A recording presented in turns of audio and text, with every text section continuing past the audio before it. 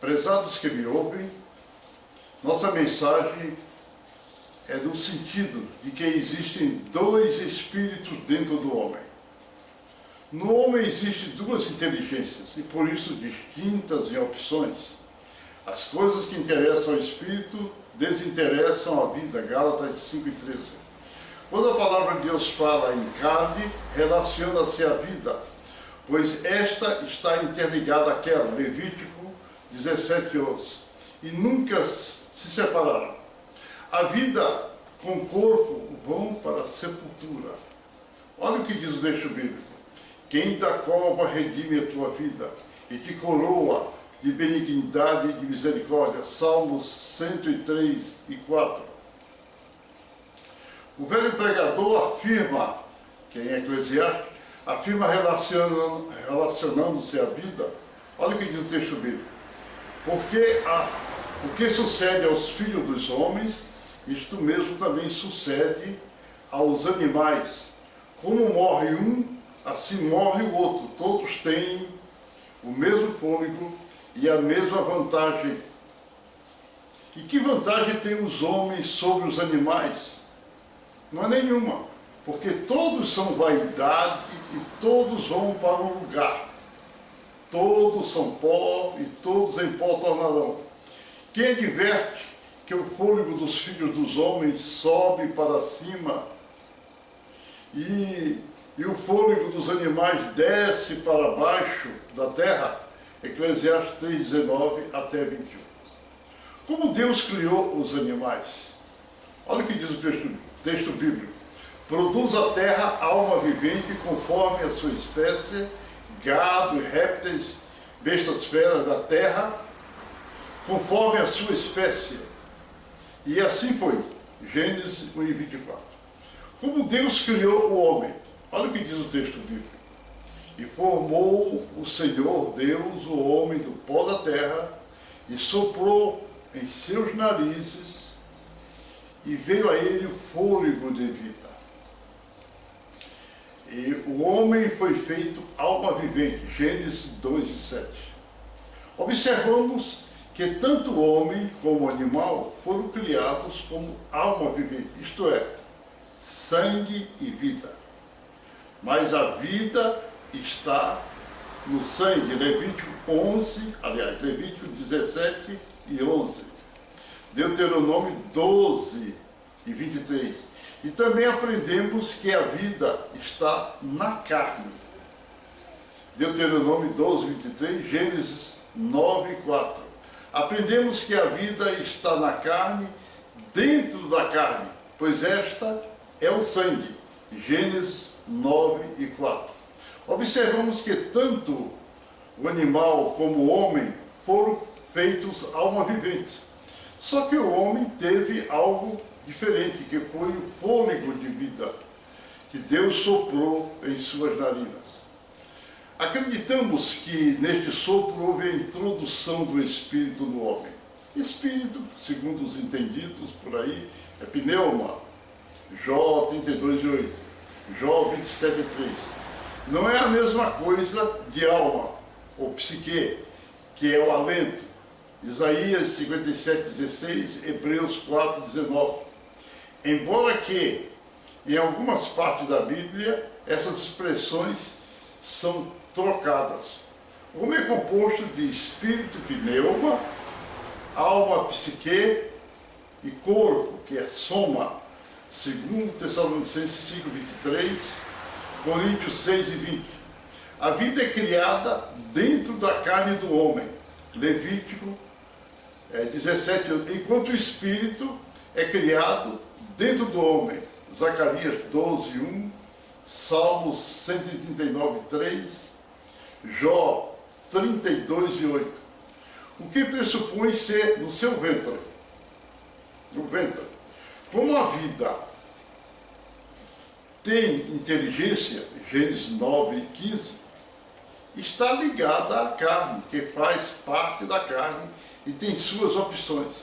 A vida é outro espírito. A carne com a vida tenha o mesmo espírito, um é chamado de vida e outro é chamado de espírito, já que também entendemos que eles têm gostos. Gostam que a vida está ligada à prostituição, porfia, peleja, dissensões, iras, invejas, etc. Gálatas 5, 19 e 21. Temos observado que nos animais irracionais, existem as mesmas opções. Por exemplo, por causa de relações sexuais, o animal peleja contra o outro. Fica uma peleja terrível. Ele fica irado, mostrando os dentes. Porfia contra outros por causa de alimentos, ou pela fêmea, também por o domínio, ou então por alimentos. Existem lutas terríveis entre os lobos, entre dois, por causa do poder entre os outros demais. As características da vida são instinto, autoconservação, fome, sede, reprodução e aquisição, iniciativa própria e opção. A característica do espírito é razão, consciência, iniciativa, intuição de perceber, Marcos 2 e 8, comoção, João 11 e 33, entender, 2 Coríntios 2 e 11, comunhão em servir, Romanos 1 e 9, Romanos 7 e 6, clamar, Romanos 8 e 15, testificar, falar de Deus, Romanos 8 e 16, cantar, 1 Coríntios 14 e 15, unidade com Deus, 2 Coríntios 6 e 17. O espírito do homem, não convertido a Cristo, funciona na forma do animal, 2 Pedro 2 e 12, Judas 10, Isaías 29 e 24. Você vê quando os ladrões, assaltantes, entram nas casas, eles, além de roubar, eles querem matar, querem fazer coisas horríveis, porque são animais. Eles não são, o espírito está atrofiado, porque para o espírito crescer, que ele se alimenta da palavra de Deus, para o espírito crescer, é preciso ele estudar a palavra de Deus. O homem fica igual ao animal, parece que não tem espírito, mas o espírito está atrofiado. É o caso de pessoas que recebem espíritos malignos, porque o seu espírito está atrofiado. O espírito sobe para cima. O espírito sabe todas as coisas do próprio homem, 2 Coríntios 2 e 11. E tem outras coisas interessantes, são diferentes e opostos da carne, como já dizemos, um tem uns interesses e outro tem outros interesses. Então, o Espírito tem a fé, misericórdia, caridade, gozo, paz, temperança, Gálatas 5, 22. A alma ouvida de todos os homens ficará dentro da sepultura, porque a vida não vai subir, apesar de ela ser um outro espírito, está dentro da carne, ela não vai subir. 1 Coríntios 15, 20. O salmista conhecia isso. Salmo 49, 15. Atos 15, 26, Atos 10, aliás, 20 e 24. Só quando não houver mais céus nem terra, essa alma, essa vida vai se acordar, porque ela está, quando o homem morre, ela fica na sepultura, como ela está dormindo e está sabendo. Você vê, por exemplo, quando Caim matou Abel, a palavra de Deus diz que aquele que está morto, que quando o espírito sai da pessoa, ele está morto. O espírito tinha saído de Abel, mas estava o sangue. E o sangue dele clamava a Deus, pedindo justiça. Né? Só quando não houver mais céus nem terra, que vai sair este sono daquela vida que está debaixo da sepultura. João 14, 12, que será o momento do juízo final. Jesus também deu testemunho desse fato, João 5 e 28. Mas após morrer, a vida do homem vai dormir no pó da terra. Daniel 12, 2, Jó 7, 16, Jó 7, 7, até 9. Mas o Espírito volta a Deus que o deu, Eclesiastes 12, 17. Na verdade, enquanto a vida fica dormindo na sepultura, o Espírito do justo vai para o paraíso, Lucas 23 e 43. Com Jesus aconteceu a mesma coisa. Enquanto seu corpo e vida dormiam durante os 3 dias na sepultura, o seu espírito descia as camadas inferiores da terra e estava trabalhando, se movendo, a fim de pregar aos espíritos em prisão. Efésios 4 e 9.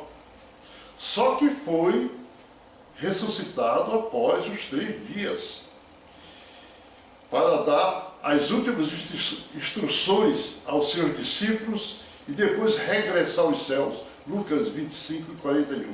Na ressurreição, junta-se o Espírito à vida na sepultura. No texto sagrado observamos uma metáfora, que é o abutre, que diz o abutre que vai descer a sepultura. Isso você vê em Mateus 24, 27 até 28. Esse abutre é o Espírito. Isso é uma metáfora. Jesus morreu. O seu corpo foi sepultado enquanto o seu espírito estava vivo. Estava vivo, porque ele é a primícia do que dorme. 1 Coríntios 15 e 20. Esta ressurreição, nós entendemos isso. E era necessário que acontecesse a mesma coisa que acontece a todos os homens com o Mestre. Mas o Mestre, por exemplo, ele foi ressuscitado. Jesus não desejava que sua vida ficasse na sepultura. E foi então que exprovou pela boca de Davi: pois não deixarás minha alma no inferno, ó sepultura, nem permitirás que teu santo veja a corrupção. Salmo 16 e 10. Na verdade, a sua alma